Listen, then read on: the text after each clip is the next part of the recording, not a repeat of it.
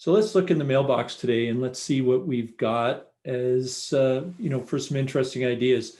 So the first question that I see here is about risk assessments. And the question is, I've done risk assessments a few times, found that they often place me in too high a risk tolerance scale.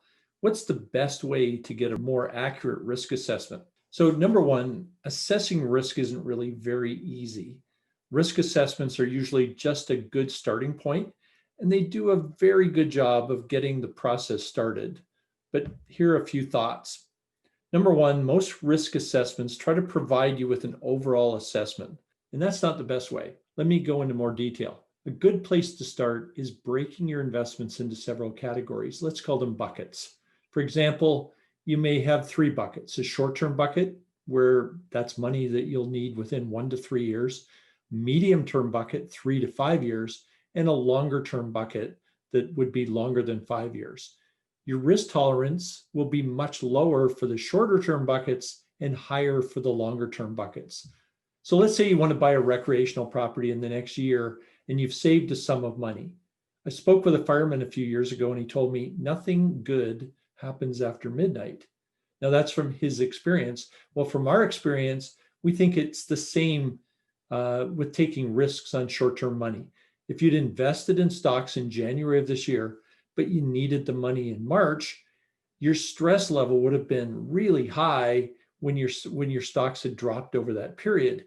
Even if your money was due in December, you needed that bucket, you needed that sum of money in December, but in March you were down 20%. You're going to be freaking out because you lost money that you're really going to need towards the end of the year. So one of the things that I say is don't mess with karma. Your risk tolerance should be zero or very low for this type of money. Now let's think about funds designated for retirement, and your planned retirement is 20 years out. You will probably go through several economic cycles, but over 20 years, you should be positively rewarded for taking more risk, and your buying power should have kept up or exceeded inflation. If you want to have a great discussion with your advisor or one of our wealth consultants, sit down, determine what your future needs for money are, guesstimate how much you will need for each, and allocate some of your current assets to each bucket. Most people do this for retirement. That's only a small part of the puzzle. For example, you may need to buy a new car, renovate your home, or have university or college tuition costs in your short-term bucket.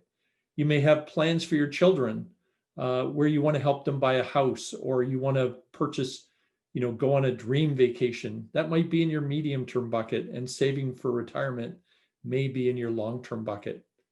As you structure your investment policy, you should lay out your portfolio to hold investments for each future cash need and layer your risk based on your needs. This is often how we address the comment, I need to stay liquid. The risk of high liquidity is that your return will be low and your longer term assets won't keep up with inflation. Having said that, the best time to do risk assessment is following a period of risk as we've just experienced. And it's much easier to answer the question, how did you feel when your portfolio dropped 20% than how will you feel if your portfolio dropped 20%? Experience is the best judge of risk, much greater than trying to predict the future.